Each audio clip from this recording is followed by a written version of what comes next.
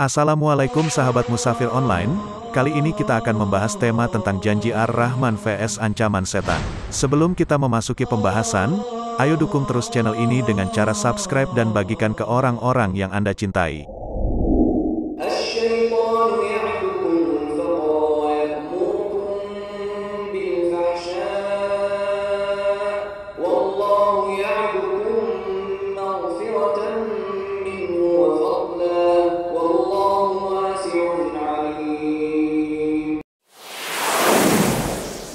Setan menjanjikan menakut-nakuti kamu dengan kemiskinan dan menyuruh kamu berbuat kejahatan atau kikir. Sedang Allah menjanjikan untukmu ampunan daripadanya dan karunia. Dan Allah Maha Luas karunia-Nya lagi Maha Mengetahui. Quran Surah Al-Baqarah 268.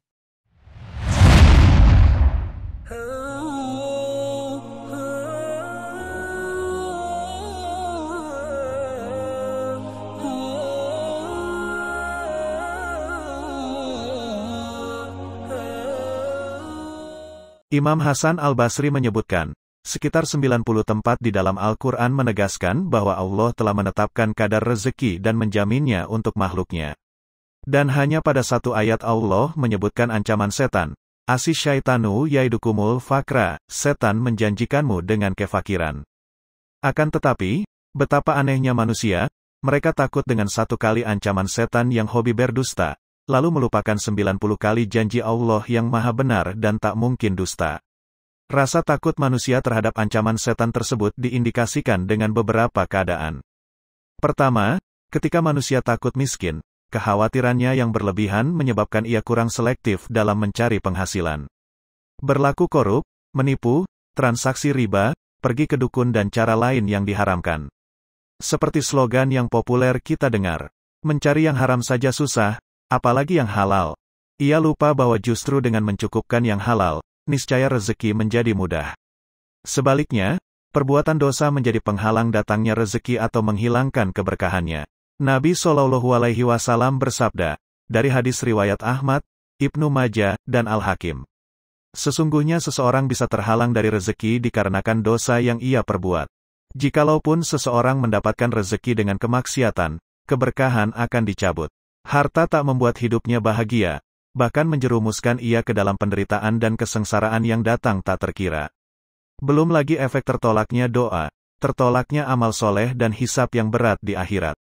Kedua, ketika seseorang mengkhawatirkan dirinya fakir, lalu ia tenggelam dengan kesibukan mencari penghasilan, hingga menelantarkan kewajiban dan ketaatan kepada Allah. Ketika itu, berarti ia telah mentaati setan dan mempercayai ancaman setan. Padahal, karakter setan itu, kazab, pendusta. Berapa banyak dari kita yang menghabiskan waktu, tenaga dan pikirannya untuk memikirkan dan memburu harta. Di hari-hari biasa mereka sibuk belajar ilmu duniawi, yang lain lagi hanya fokus dengan bisnis duniawi, sementara hari libur, dipergunakan untuk rekreasi. Lantas, kapan mereka menyempatkan diri untuk belajar ilmu syar'i, kapan pula mereka pikirkan nasib ukhrawi? Bagaimana masuk akal ketika seseorang menyiapkan bekal untuk hidup selama 60 atau 70 tahun dengan bekerja seharian, namun mereka siapkan bekal untuk akhirat yang lamanya tak berujung, justru hanya dengan waktu sisa dan tenaga sisa. Padahal, rezeki itu mutlak dalam kekuasaan Allah. Dia memberi atau menahan rezeki bagi siapa yang dikehendakinya, dan mencegah siapapun yang Dia kehendaki. Meski dengan cash flow yang meyakinkan, rencana yang jitu, peluang yang menjanjikan, tetap saja Allah yang menjadi penentu. Bagaimana seseorang akan mendapatkan bagian cukup dari karunia-Nya, sementara ia berpaling dari ketaatan kepadanya? Logika yang sehat justru menunjukkan, bahwa dengan amal soleh, menjalankan ketaatan, menjauhi maksiat dan mendatangkan keridhaan Allah akan mengundang hadirnya kemurahan Allah. Abu Hurairah meriwayatkan Nabi SAW, bahwa beliau bersabda, sesungguhnya Allah Azza wa Jalla berfirman, wahai anak Adam, luangkanlah olehmu untuk beribadah kepadaku, niscaya aku akan penuhi dadamu dengan kekayaan, dan aku tutup kefakiranmu. Jika tidak, niscaya aku akan penuhi tanganmu dengan kesibukan, dan tidak aku tutup kefakiranmu. Hadis riwayat Tirmidzi, Al-Albani mengatakan sahih. Tanda ketiga bahwa seseorang telah terkena hasutan setan yang menakut-nakuti dengan kefakiran adalah tatkala manusia bakil dan enggan berbagi. Ibnu Qayyim al-Jauziyah menjelaskan firman Allah, Yakni, setan menakut-nakuti dengan membisikkan, jika kamu menginfakkan hartamu, kamu akan menjadi fakir, dan menyuruhmu berbuat fahsya, yakni bakil. Muqatil dan Al-Kulabi mengatakan, semua kata fahsya, dalam Al-Quran maknanya adalah zina kecil. Pada ayat ini, makna fahsya di sini adalah bakil.